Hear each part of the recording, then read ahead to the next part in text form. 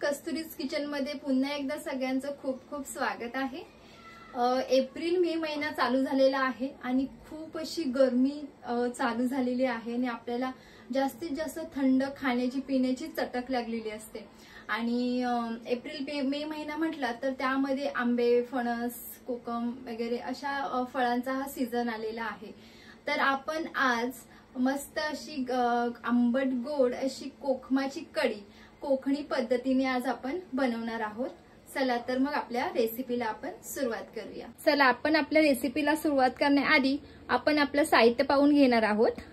तांदळाचं पीठ, मोहरी, गूळ, जिरं, हळद, ओल्या नारळाचं खोबरं, चवीपुरतं मीठ, त्यानंतर आपण वाटण्यासाठी हे घेतलंय कोथिंबीर, कढीपत्ता, आल्याचा तुकडा आहे छोटा, लसूण, ओली मिरची, 2 सुक्या मिरच्या घेतल्यात। त्यानंतर आपण हे मस्त असे कोकम घेतलेले आहेत, याचीच आपण आज कढी बनवणार आहोत। चला तर मग आपल्या आता रेसिपीला सुरुवात करूया। आपण कोकम शिजवून घेणार आहोत। एकदम सॉफ्ट होईपर्यंत आपल्याला ते शिजवून घ्यायचे आहेत।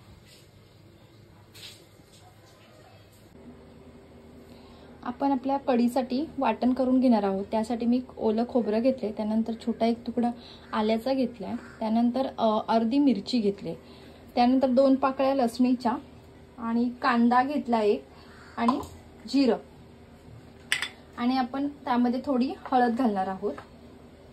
त्याचं आपण वाटण करून घेणार आहोत। बघू शकता आपलं वाटण तयार झालेलं आहे। मस्त असं बारीक वाटण आपण करून घेतले। आपण आता आपल्या ज्या कढी आहे तिला आपण आता फोडणी घालून घेणार आहोत। त्याआधी मी गॅस चालू करते।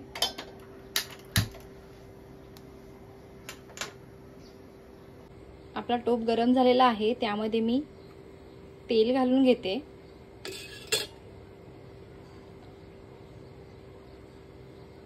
तेल गरम झालं आहे, त्यामध्ये मी मोहरी, त्यानंतर 2 पाकळ्या लसणीच्या घेतल्या, त्यानंतर कढीपत्ता आणि थोडंसं हिंग घालून घेते।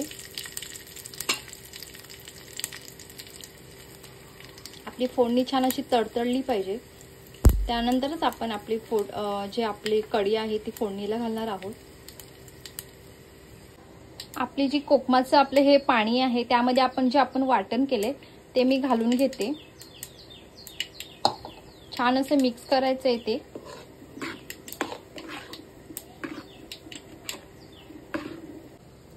कढीला मी तडका दिलेला आहे छान असा, मस्त अशी त्याचा सुगंध सुद्धा छान येतोय। आपली कढी थोडी घट्ट व्हावी यासाठी मी थोडं तांदळाची पिठी घेतली होती, तांदळाचं पीठ घेतलं होतं, त्यामध्ये पाणी घालून घेतले आणि छान अशी पेस्ट बनवून घेते, जेणेकरून आपली जी कढी आहे ती छान अशी घट्ट व्हावी यासाठी। हे मी पेस्ट करून घेतली, ती मी आपल्या कढीमध्ये घालून घेते। आणि गोडीसाठी गूळ घेतला होता, तो सुद्धा मी घालून घेते।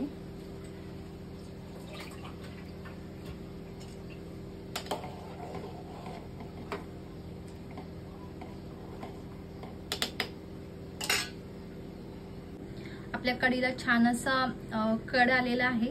आता आपण त्यामध्ये चवीपुरतं मीठ घालून घेणार आहोत आणि चिरलेली कोथिंबीर।